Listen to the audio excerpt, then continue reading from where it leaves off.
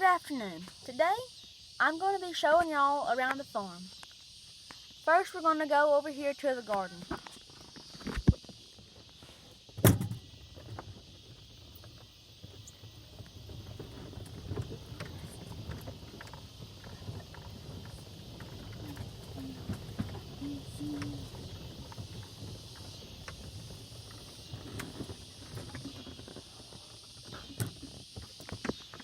So first of all, over here, we got my old squash. Now, as you can see,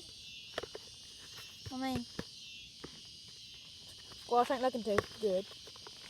So they've all died off, but I'll show you, that's what the plants look like right now. I need to just pull them up in front of the chickens, which is probably what I'll end up doing. Like, this all was planted with squash all the way down to the end, right there. But that's not really squash anymore. And then over here, we got some bell peppers. And we got a row of bell peppers from here. So they starts here. And it goes all the way down to about right there. There. And then tomatoes come in. And then we got a pretty much whole garden of tomatoes that way.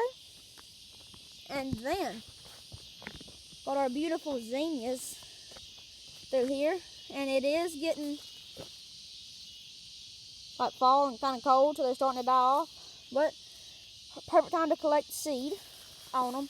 As you can see how that one doesn't have any petals. I can get it and pull some of it. Well, that wasn't a good one. See how? Let me find a good one. That one doesn't have any seeds on it. Any petals. Take your finger and grab them and pull out. That leaves you with some seeds to plant. But they're kind of starting to die off. But then you got some good looking ones down here still, kind of. And then there's not much to that. We got some caution tape in here. Try to keep the deer out, and then the wind blew it over. And we quit kind of having deer problems, so we just didn't put it back up. We got to get that caution tape up though. We'll probably do that when we dig the potatoes and just get the whole garden just looking better. And like the field so we can put cows back in it. But anyways, that's the rosinias. Down from where I'm standing all the way up to the end of the field, from like here to like here, kind of cuts off right there. That used to be planted with Irish white and red potatoes. On the outskirts, I need to weed them just a little bit, maybe just a little bit. But I got a watermelon right here, and I hope that the rain doesn't get this one like it did my other one. But the watermelon, it's doing good. It's growing like a watermelon should. Anywho, I got my other plants over here, and some of them are just now starting to give off watermelons. I'm afraid they're going to be too late. They probably really are going to be too late. But I kind of put watermelons from there all the way to about there. So I don't know. Frost might get them. Frost might not. If it gets them, okay. If not, I would love it if it didn't get them. But like I said, frost might get them. Can't fight nature. Then over here, the reason it looks so grown up is because we really don't have anything in it anymore except for potatoes and some bell peppers and some okra. But that, like all that into that little blue speck down there, used to be tomatoes. And then here is potatoes, and the hogweed is here, but like, what do you do about it? It's a big old field of potatoes. You can't really weed it. But here's the potatoes, are sweet potatoes, and we got a good many of them because we just wanted to grow potatoes this year, so we grew potatoes. And then down here, the death trap, okra. It used to be my job to cut okra, and I didn't like to cut okra. Like it was awful. Like I hated cutting okra. But now my dad's pretty well took over that job for me, and I'm happy about that because I really didn't like to cut okra. I would have to get all suited up in the hot weather, and it just irritated me, and it was just not a good deal. So yeah, that's pretty much the garden for you.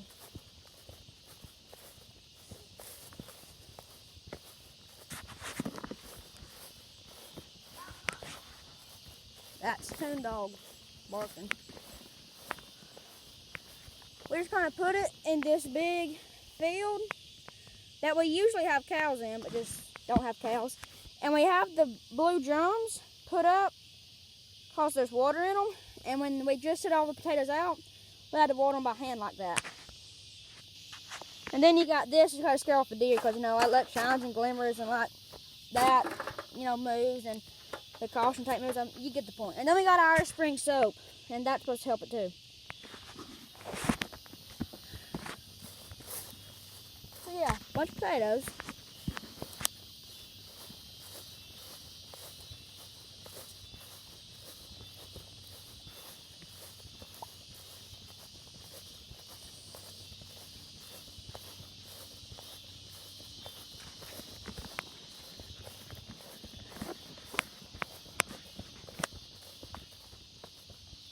Getting back on the old golf cart here. We'll go ahead and go on. That right there was a big old water tank that we used to get water. Thought I'd show y'all. We pumped water from our creek down there, and we got water that way. But I'm just gonna kind of drive around the garden for y'all. That's what it looks like, just kind of going by it.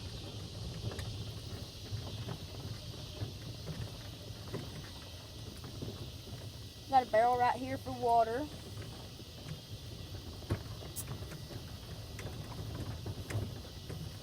Another barrel right there for water. And you got the big open field.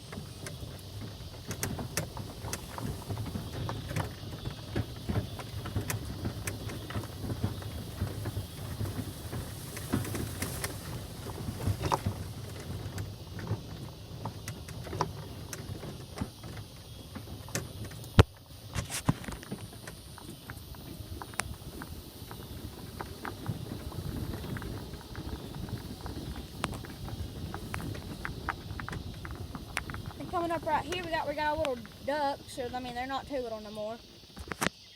Mama, baby, baby.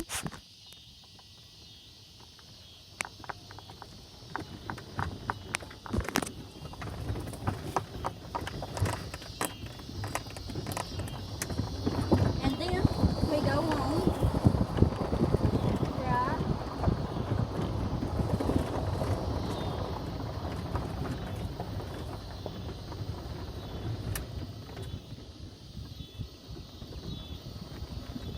Go to up here, and this is the grapevines.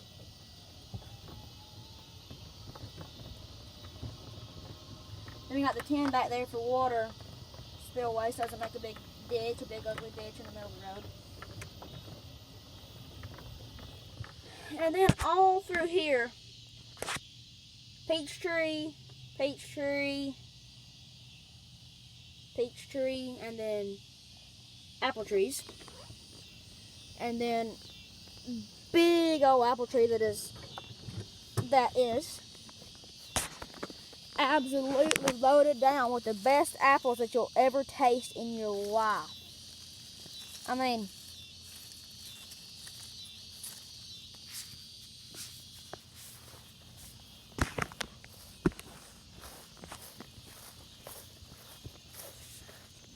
I'm telling you. They're good, like, real good.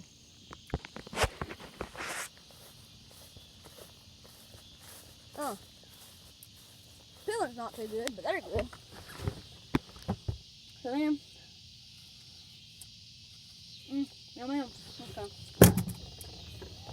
Oh, down here.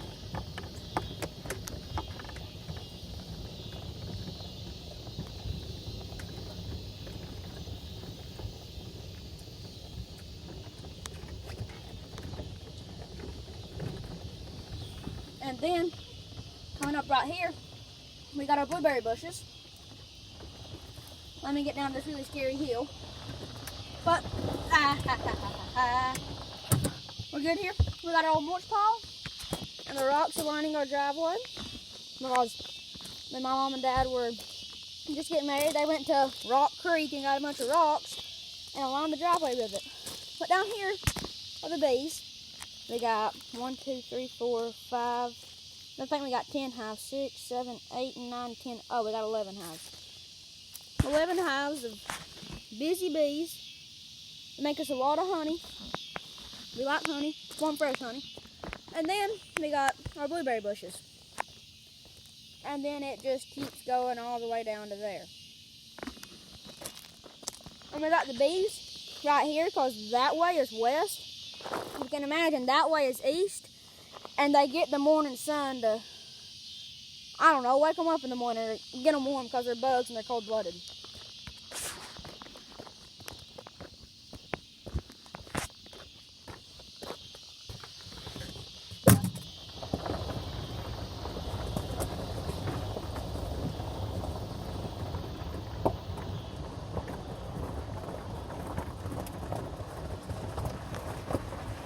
Coming on down here, this is the hogs lot.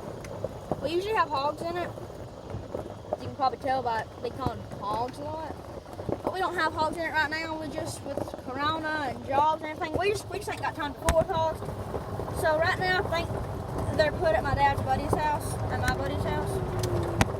We just got one butchered actually. It's the best bacon you ever tasted.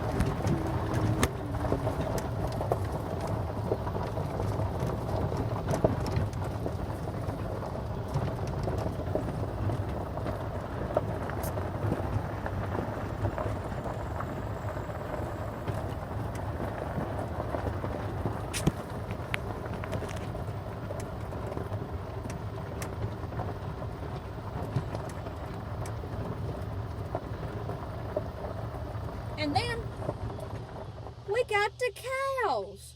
And then over there's the barn that we put their hay in. Let me get it better. There is the barn we put our hay in. But we got all of our cows through here, and they get the big wide open pasture. They used to be in this, and you can tell how good they ate all that down. That right there is their salt feeder because cows need minerals. And then out through there was the pasture they used to be in, and you can see the pasture they're in now is knee deep with delicious grass that they love and love and love. And it's really inexpensive on the farmer because we don't have to pay for, you know, hay and feed and stuff like that.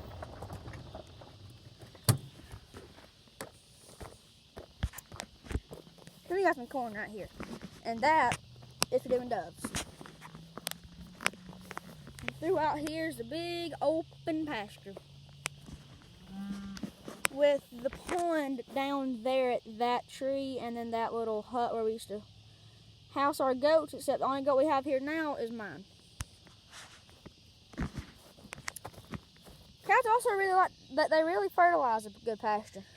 The best way to make a pasture have good grass is to put animals on it because they poop on it and they pee on it and it makes it more fertilized.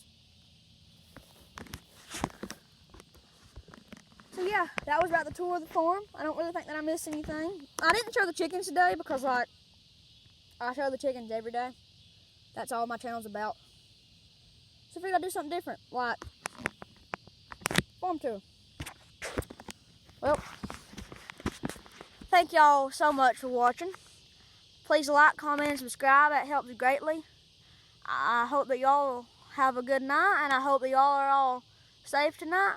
And as always, stay safe, God bless, and I'm out. Peace.